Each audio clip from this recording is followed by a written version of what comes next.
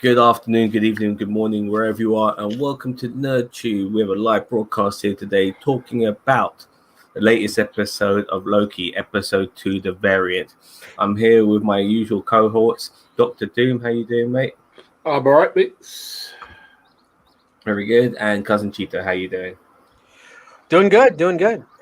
Excellent. Now, as we've all seen the episode, I did do a review earlier on this morning, straight off the bat, basically talking about how I felt about this episode. But so far, I think this show is bloody excellent. There's a lot of stuff to talk about. I'm not going to be doing a play-by-play at the moment because really the most important thing about this episode is that I feel that we saw the birth of the multiverse. I think it happened today. You know what I mean? Because, you know what I liked about this episode as well, is that when it ended the way it did, it felt like something that might be a cliffhanger for a penultimate episode. But this happened in the second episode. All this multiverse madness, the introduction of another Loki.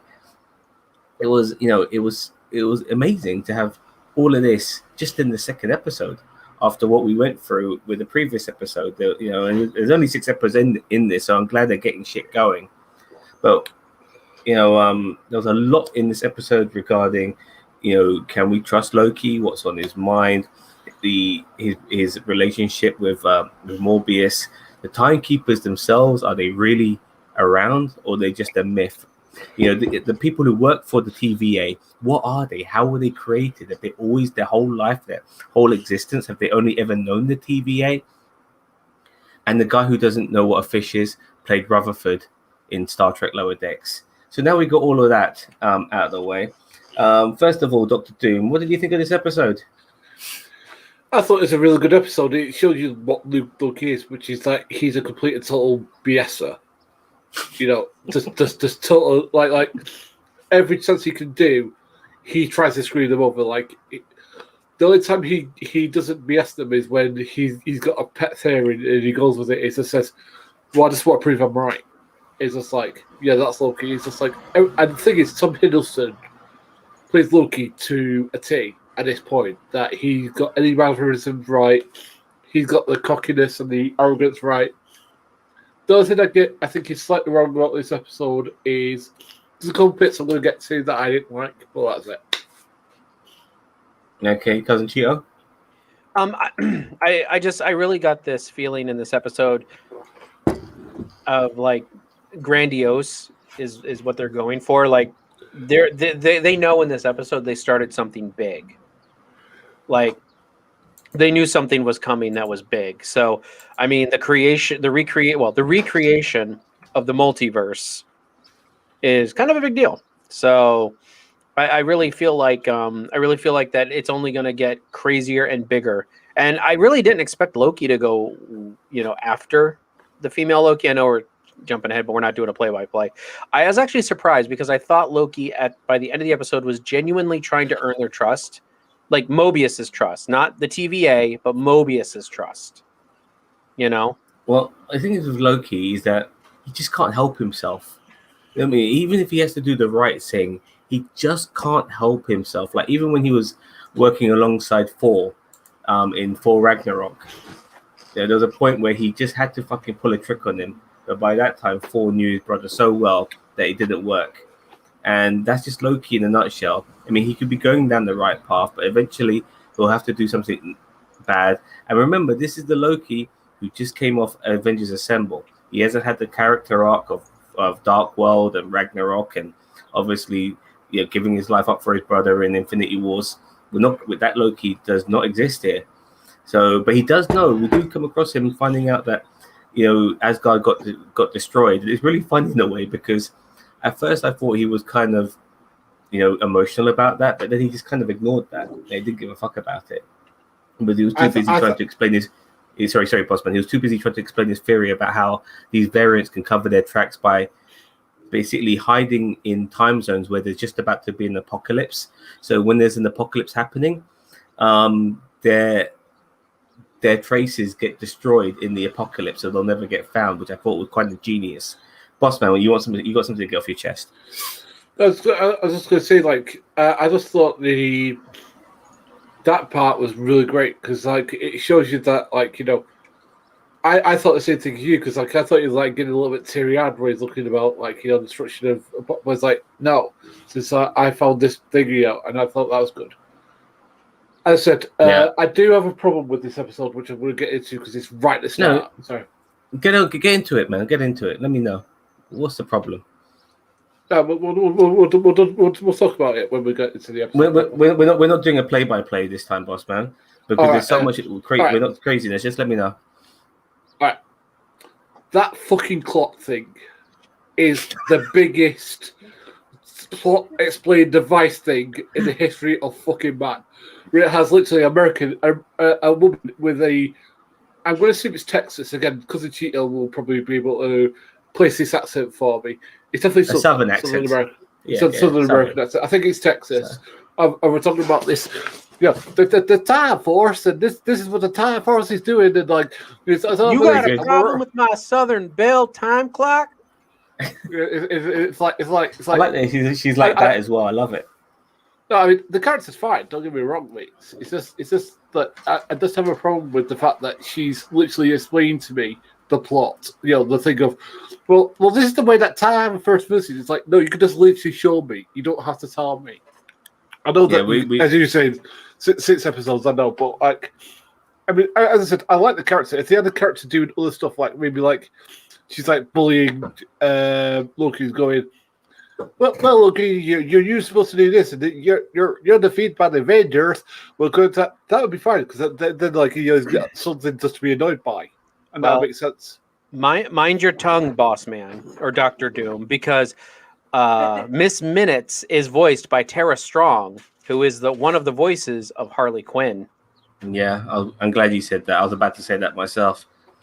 She's I personally I love Miss Minutes. I can't remember if she's the first or second Harley Quinn voice. Second, the first one was Arcleen Sarkin or something like that. I find Miss Minutes very endearing. I like the communication that Who Framed Robert Rabbit thing at the very beginning, which was pretty cool. And I'm not sure if you realize she failed him on the test he was doing, which was. He passed it, but she thought, "Fuck this! I'm going to fail him anyway." And you just see, but he doesn't care, And there's good interactions. I think we're going to be getting a lot of exposition in this show, and when it comes to time travel, I think we have to be reminded all the bloody time. But I do feel the rules have changed from Endgame. Like what they did in Endgame, I think there's a whole different set of rules now. With the different time, like you don't necessarily change time, but you do create these branching timelines. But now apparently these branching timelines end up whacking into each other, so we're going to see lots of different sort of maybe post-apocalyptic versions of Earth, possibly. Maybe a version of Earth where Loki won the Battle of New York. That'll be great, y'all.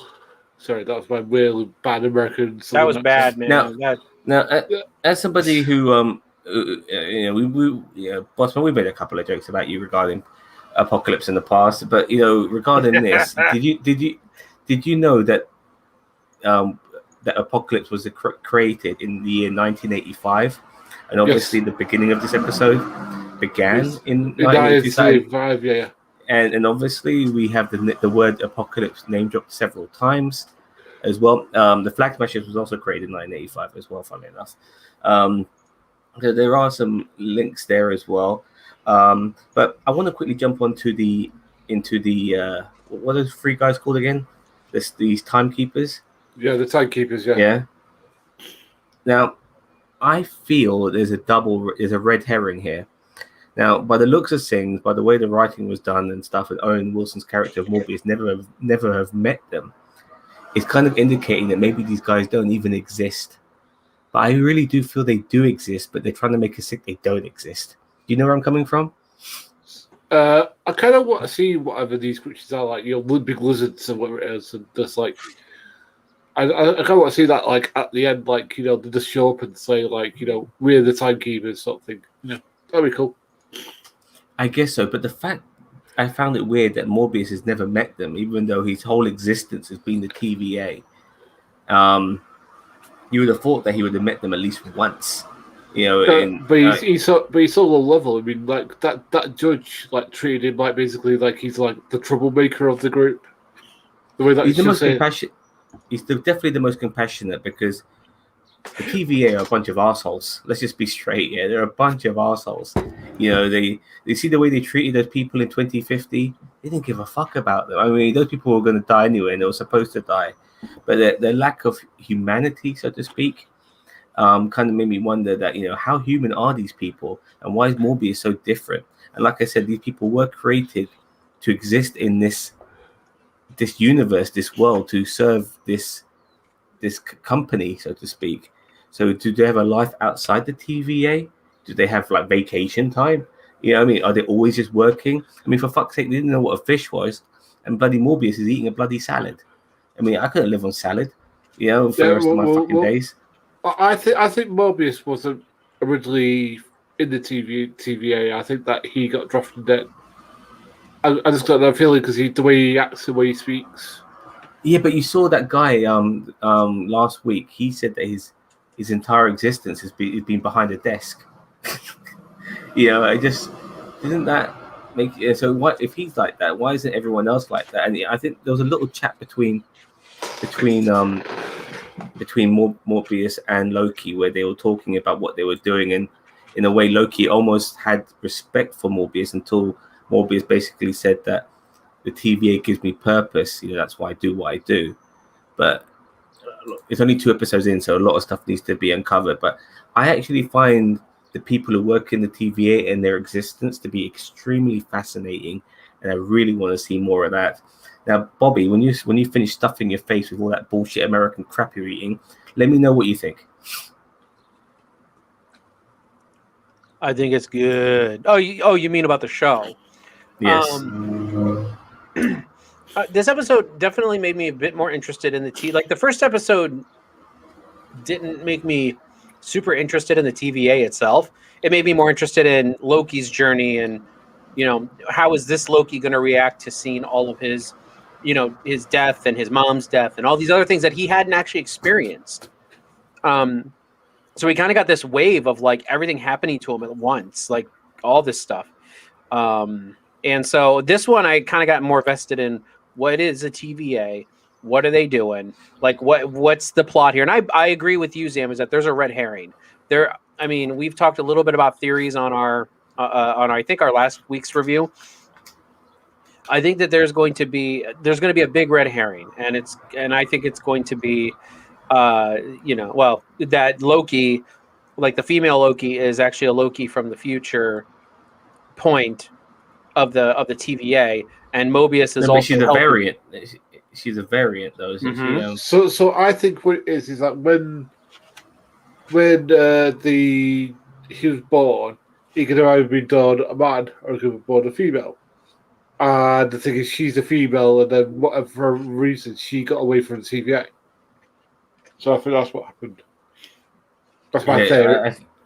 I think hopefully we'll get some answers. Now I have a funny feeling that some of these answers will leave us with more questions. You know, I don't think we'll get the answers we might want. I mean, they mentioned about Loki being gender fluid, which, yeah, all right, whatever. I'm cool with that, but I don't get it either. You know, does that mean that he's not necessarily a man in the first place? But I'm just about he's a frost giant. I'm just waiting for the anti-woke videos today, seeing how woke it is that we have a female Loki. Loki, now convinced that the actual male Loki's right next to her. Yeah, I know, but those people, like, you know, but Loki's been a female in the comic books too. So I mean, even if he wasn't, don't let facts get away. Yeah, but even if he wasn't, it wasn't. You know, like still people would make an issue of it. You know what I mean? On a serious note, though, it could be that they try to use this series to introduce us to maybe like concepts like the Beyonder, or something like, you know, some mega powerful force beyond even Thanos. How about Kang? How about Kang? Because Kang is associated with the timekeepers. A lot of rumors. The rumors are, I mean, unlike Mephisto, which people theorize and it never came to truth, and unfortunately with the devil being seen in that stained glass window last week. Mephisto's back in the fucking conversation again. I think we do know Kang is going to be in Ant-Man 3, and we do know he's been casted, and he is part of the Timekeepers. It could be something here. I think that because of what happened in WandaVision with Mephisto, I feel like Mephisto is going to turn into the Stan Lee cameo of each of these Disney Plus shows. Like they're going to try to throw some Easter egg for Mephisto in every series, just to like make everybody go, "Oh my God, it's Mephisto!" Yeah, well, as I said, I I think the Beyond is more likely, considering that there's not a power level that we seem to be deal with the TVA. Sorry, TVA. Yeah, so I can become what I call the TSA because I've been watching too much flaming. I think that's it for another TV show. But yeah, the TVA. I think that we're going to be dealing with that the beyond the level power, where like maybe the because of like everything they're dealing with, maybe the secret wars. That could be something that they actually build up to in this. Yeah, it's crazy because I don't want to get drowned in too many branches, if you know what I mean. But I have seen that people think that this is going to lead into Loki and Wanda teaming up to do Doctor Strange. Loki and Wanda. To do Doctor Strange 2. You think Loki's going to be? You think Loki's going to be in Doctor Strange 2? Well, that's the rumor. Yes. Yeah, that's the Facebook rumor. Yeah. Interesting. I haven't heard any. He was on a casting list for. Was it? It was either IMDb or on Google or something like that. But they listed the entire cast, and Loki was one of them. I'm pretty sure. Fascinating. I know that one. I didn't know. Obviously, everyone knew Elizabeth Olsen was going to be reprising her role as Wanda in Doctor Strange 2. We saw all of that in the conventions, but I never knew about Loki. But like I said, this is going to be opening up a lot of doorways now. Now regarding evil Loki, and that's why I'm going to call the female Loki. I'm going to call her evil Loki. She has the power of possession, or whatever Loki, good guy Loki called it, where she's able to just to touch somebody and possess them. But she's not only is she able to split her consciousness, that she's able to possess this person and make this person do shit at the same time, do shit in her own body. It seemed like she could, because I think while she was controlling another person, she was doing another thing. Yeah, like she was saying. She said that bomb. She said the bombs and stuff. Yeah, she did mention how he was a distraction. Like she, used these people as a distraction, but she didn't care. She didn't care whether she had the security guard or a fucking or a guy who worked at the store, or the guy who worked at the store, or the fat hillbilly. Have we seen this version of Loki, or any version of Loki use possession besides this one? I don't ever remember him possessing anyone. Yes. He's able to. Avengers film, but he had that stick that did it. Yeah, that was the Mind Stone. That was the Mind Stone. But and in I guess what he did Selvig? to his dad, and what he did to Odin was basically put a spell on him to make him think he was somebody else. But he didn't possess him like he was doing. The only thing I could think of is maybe Selvig. Remember at the end of Thor, and they brought the Tesseract in the briefcase, and wasn't that Mind Stone as well? No, But he didn't have the scepter at that point. But he's also, he's a shapeshifter, isn't he? No, but he was standing beside Selvig in the mirror, remember? And yes. Yeah. So I don't know if it was technically possession, but I mean, I just was curious if anyone in any Lokis that we've seen use that power yet in the MCU. Well, I found this Loki, this evil Loki. What do you think she's trying to do? I mean, is she trying to create some has she got, excuse the pun, an end game of her own, or is she just doing this for shits and giggles? I think she wants to create a multiverse, is what I think it is. Interesting. I don't know, because the thing is that she's got a lot of those bombs that destroy timelines, so it could be that she's trying to eradicate. She had 24 of them. Yeah, she had them, and she put them through portals, which she created, which ended up God knows where. past, future, God knows. Well, if you at the end, if you saw the timelines, you saw like multiple points of the timeline branching out, like from different points. So they sent them through time to different points in time. So once those bombs went off, then they started messing with the timeline wherever they sent them. So they had to have been different parts of the timeline. Yeah, and I just want to say as well how endearing how I've been finding Owen Wilson in this show now. I know he wasn't your favorite actor, and for me, I have to go with that. I have to go with that. But there's something about him. I think he's aged well. I think he's like a fine wine now, and I think he's at a period in his career where I like him. He's such a calming presence in his films that you appreciate him with the erraticness and the craziness of Loki. To have a straight man in Owen Wilson's character, but Owen Wilson never really plays the straight man too much. But he's playing it this time around. I do appreciate his performance.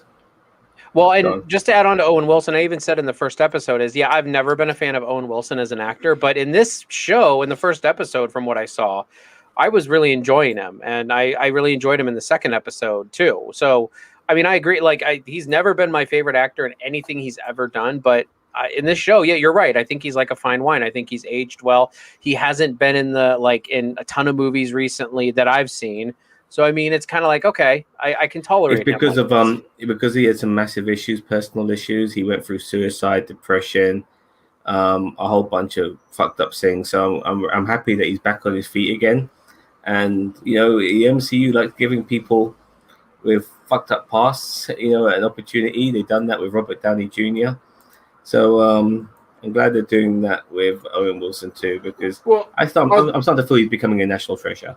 Well, as I said, Owen Wilson for me, I've always liked, because he's always like that sort of guy that he has like a laid back, sort of tone. I mean, the MCU has never been done that. I mean, I wish it did that for me with Don Cheadle. I wish that it did that for me, because I cannot stand that guy, and I don't know what it says.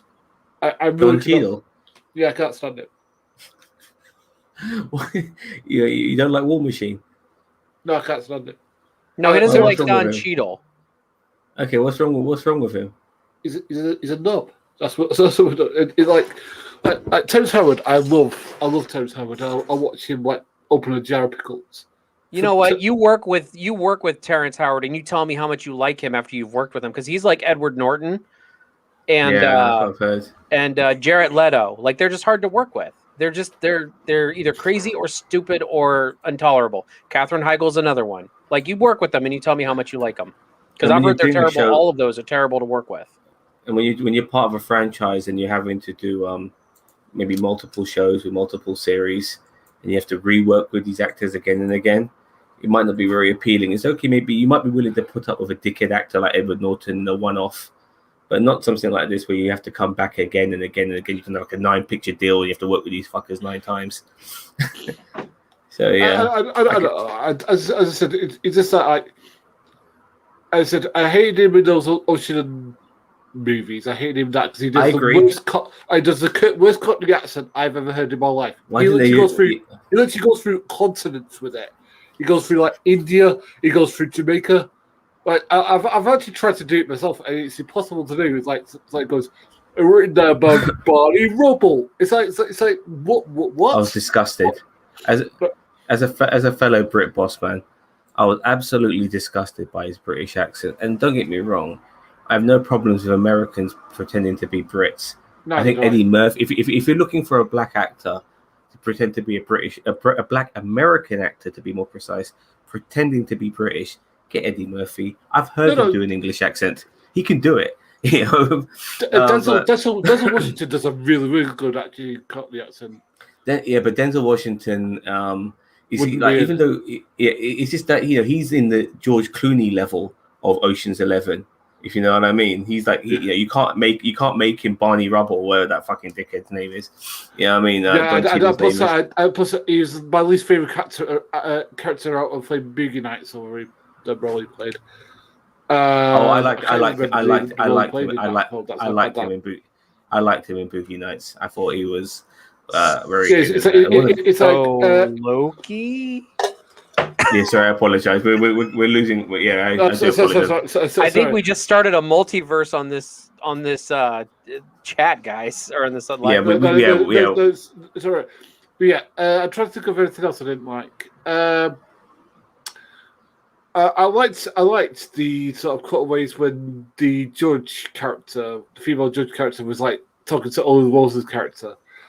And I kind of think that there's, I won't say relationship, I don't want to say relationship, but there's like sort of budding, sort of like, I think romance, I want to say, between the two. Don't think so, because she's supposed to be the love interest of Kang the Conqueror, and in the comic books, and obviously with her position within the TVA and Kang being one of the timekeepers, there's a possibility that will happen. And she did speak, the actress who played this role, she talked about how this is not necessarily how you would see it in the comics, but at the same time, we're just beginning the origins of this character as you see it.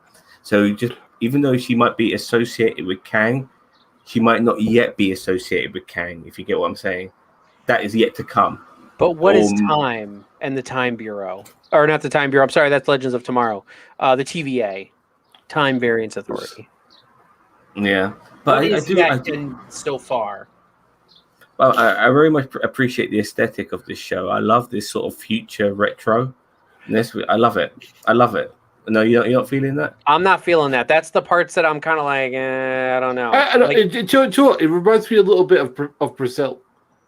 Just like of like the 12 monkeys as well. I mean, I'm getting 12 monkey vibes. Let me put it this way. Like did the bell and stuff like that. I think they're going it's a little too hard on it. Like I understand like the little bit of retro here and there, stuff that they pull through time, and it's like, they have like their little nostalgic pieces, or their little trinkets or whatever. But like everything in the TVA is from the 1920s, it seems like 1920s, 1930s, 1940s. Like, it's more like 60s and 70s actually. Well, whatever. I mean, integrate classic items with integrated future tech, and I feel like either somebody has a real big like historical fetish, but I mean, it's just like they're supposed to be at the end of time.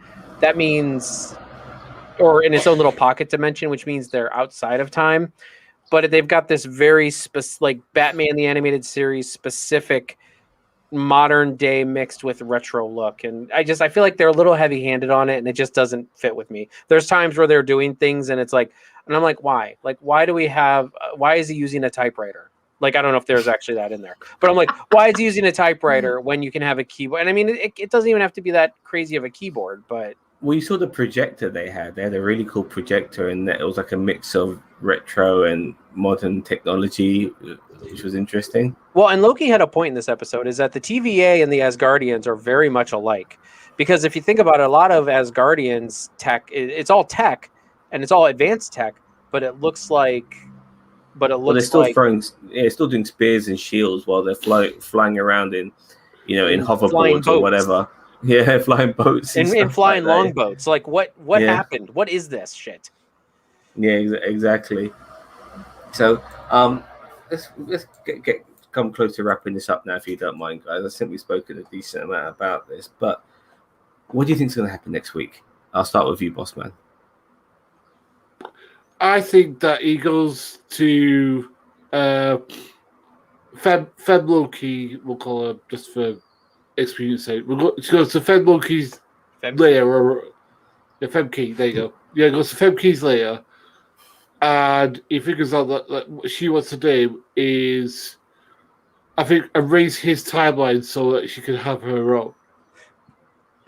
I think that's what's going to be the reveal. That's my idea. That's why I think, and he's trying to go try. She's sent all these bombs out. I mean, does she know that his timeline will still be around? I mean, I don't even know. I mean, I can say it's just so bloody confusing. I don't even know anymore what or how time travel works in the MCU, but it seems to be different from Endgame within the TVA. Well, it seems to be different technologies, using the same thing. Like, it's like hyper comparing hyperspace to warp speed. Like they're the same thing. They're faster than light travel, but they're two different vessels in which to do it. So like it seems like in Endgame they were using the quantum realm to do all this, but these guys have superior and far ahead technology. so they're using whatever portal technology, so they don't have to use the quantum realm. So I just think it's the same thing, just different vessels. Yeah, I don't know. I think we're going to see some alternative Earths in the next episode, and I think we're going to have maybe a back and forth between the two Lokis, for sure. Maybe a bit of one-upmanship. Maybe they're both trying to trick each other. It's going to be interesting. Hopefully, we'll get to see maybe more Lokis. Maybe a council of Lokis like we had with the Council of Richards.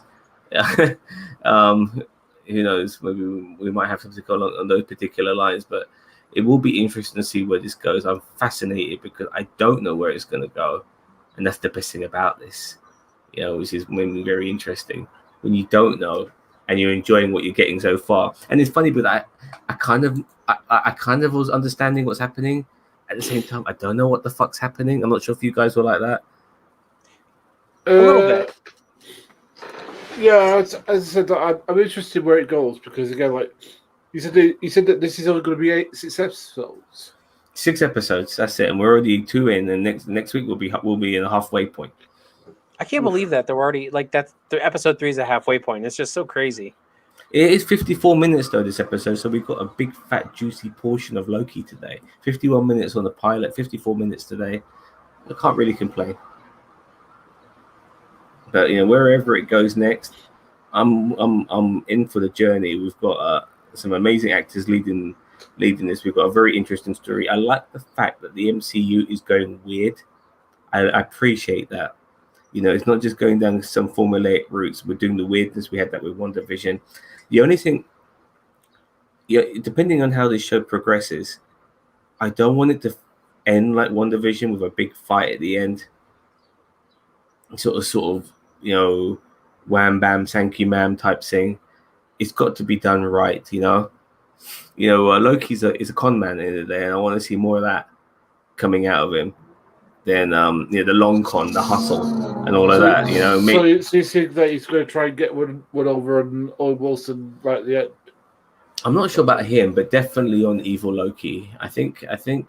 But once again, like I said, he is still evil Loki himself because he just tried to destroy New York. Whether he's learned his lesson, even though he had a moment of self-reflection, but you just can't tell Loki because he's full of shit. You don't even know when he's ever being genuine. It's really difficult. I think the only time we ever saw some real genuineness from him was when after Freya died, his mum. Frigga, sorry, I apologize, when she died.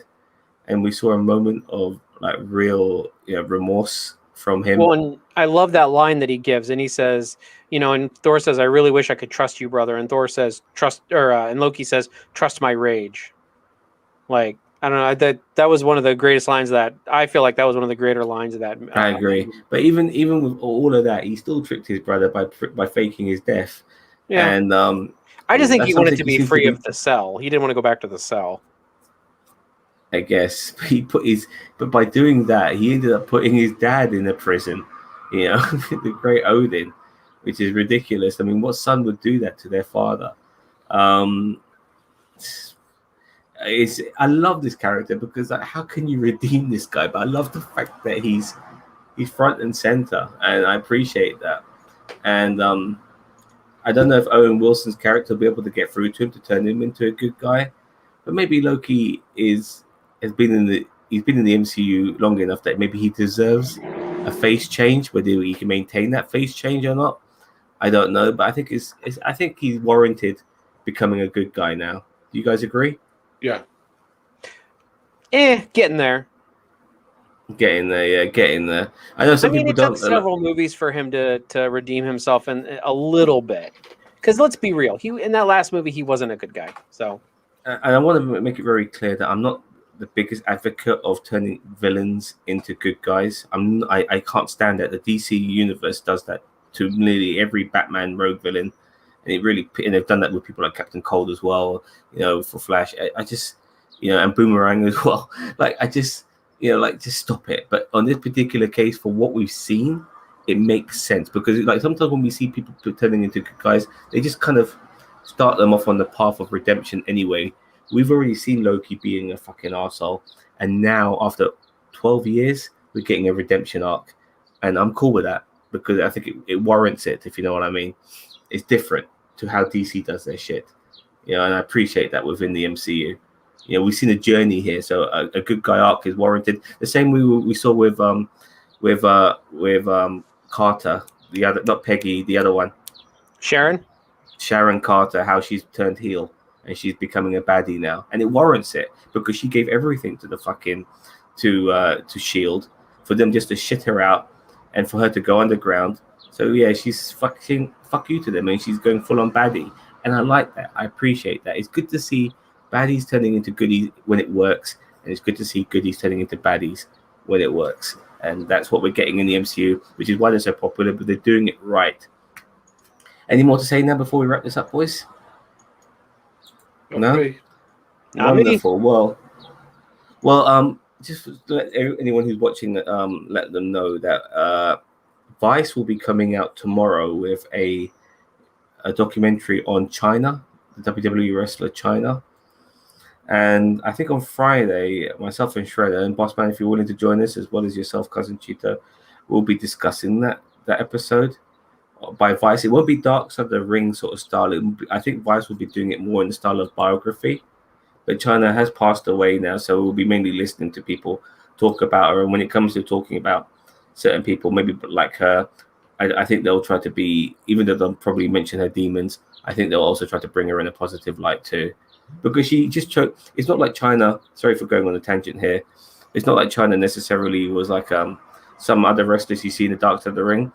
Just her life kind of fucked up a little bit, and she made some bad decisions. But she wasn't necessarily a bad person, So it'd be good to see some good spotlight put on her on this Vice show. I hope they do that. Now, hopefully, you guys can join us for that, as well as all the other stuff we do here at NerdTube. We've just done recently a Star Trek trailer reaction on the new Picard Season 2 trailer. So have a look at that as well. Thank you very much for watching. Don't forget to like, subscribe to NerdTube. Have a nice day, and we'll catch you guys later. Bye-bye. Ciao.